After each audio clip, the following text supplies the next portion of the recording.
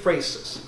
Those are, I hated that, I wonder if, and I totally forgot the first one.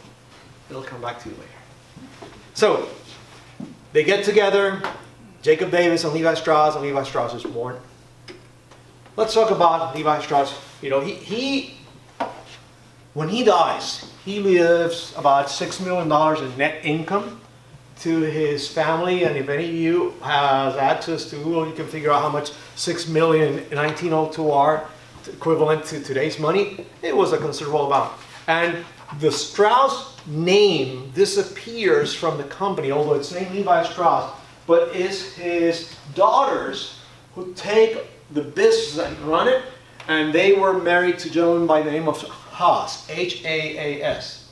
So if you go into Levi Strauss today, and you look at the board of directors, it's the Haas family who's behind it, which are also behind Stanford, which are also behind, you know, AT&T Stadium in San Francisco, as well as Levi Stadium for baseball.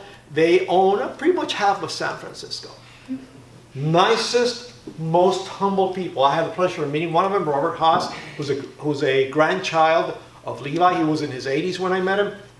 I mean, we're talking serious money. Yes, sir. So that's what their business school's named after, right? There you go. Exactly. So some of the nicest, most humble people, because they come from nothing. They made it. Then the family has this philosophy that they will leave 50% of their net income in charities before they die. Not after, before they die. So that's before Bill Gates and Warren Buffett decided to get together and create this, leave it all behind. So, you know, he was involved in the San Francisco Board of Trade. He was involved in the Nevada Bank, the Liverpool, London, and Globe Insurance Company, and San Francisco Gas and Electric, which today is PG&E, which is the biggest energy distribution company in the West Coast. In 1890, what was known back then as the XX gene, for the first time, is called the 501. The 501 is the original gene. It does not have a zipper. It has buttons, and you just button your gene, and then it's a little wide on the pants, and it's real tough. It's a gene it's not a real comfortable gene. When it was made originally, now they're doing it with a different kind of denim, which is a softer denim. And back in 1897, 5 years before his death, he started seeing like, oh, I got to give it back. So he gave back a lot to Jewish causes in the Bay Area, but then he said, it's all about education. And he started giving, at Berkeley, 28 scholarship full rights. Those 28 scholarships today recite, but they're not 28 anymore. There are 500 scholarships for Berkeley full ride. These are Levi Strauss Foundation scholarships. So he put his money where his mouth was. Interesting guy. Let's talk about the partner. This is one of those things that people think, Levi Strauss. Actually, Levi Strauss, the only thing he did was sell the fabric to Mr. Davis and patent. The gene was really created by Jacob Davis. He is the guy who came up with the idea of, I have something that's breaking, I'm going to put rivets. And it was breaking at 3 places. It was breaking in the pockets, it was breaking in the inseam, and it was breaking right here in the back pocket. So he said, okay, I'm going to go all through.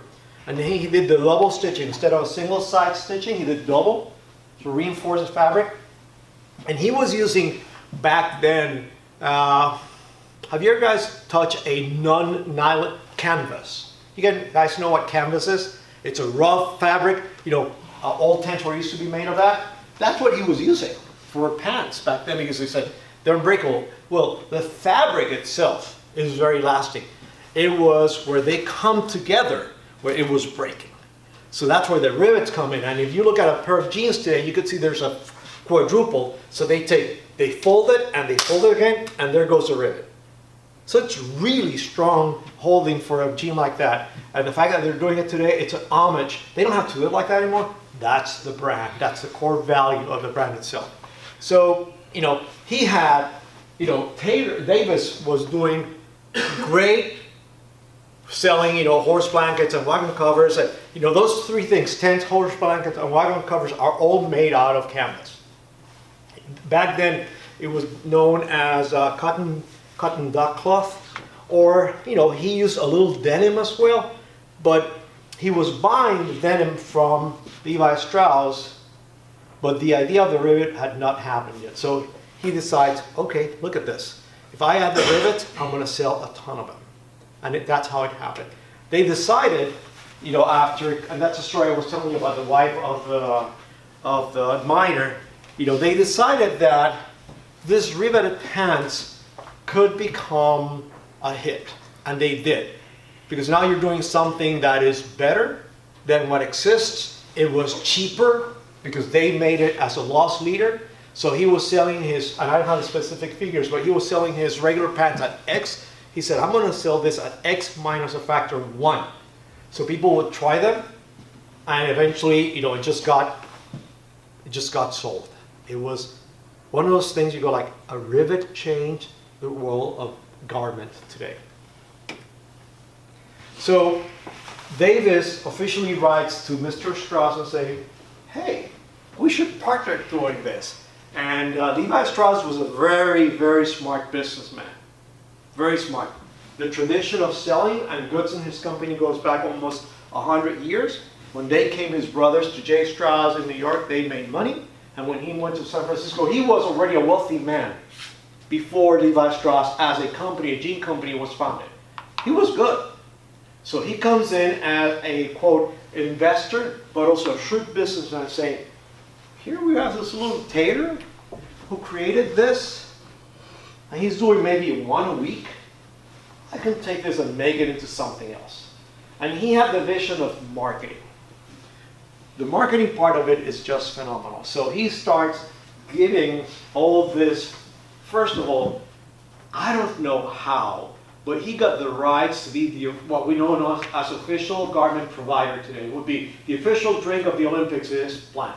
So he was the official, overall of the mining industry in San Francisco that was regulated by the state. How did he get there? I have no clue. It's one of those things that Levi, in San Francisco, there was a huge fire in 1906 that burned almost the entire city. Unfortunately, about 80% of the Levi Strauss history was lost in that fire. Some of the facts that I'm telling you have been, passed from generations to generations. There's not original data that documents it. There was data that no longer exists today. So that was part of his vision, saying, how can I create a need so people will buy more? So you give them out, you become certified as an official something. You're getting credibility overnight. The other part of it was that,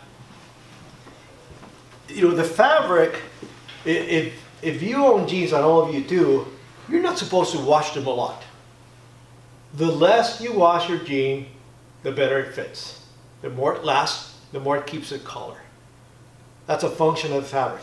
So it worked just very well with the industry that they were in, which is mining. The other part of it is beige was a traditional color.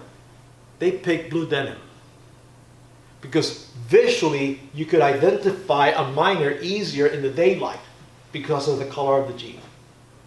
So he said, I don't want to do things with this fabric. I'm going to go with the blue denim because then it creates, I can visually identify someone a lot easier, but also it would become part of the brand, the iconic brand value of Levi Strauss.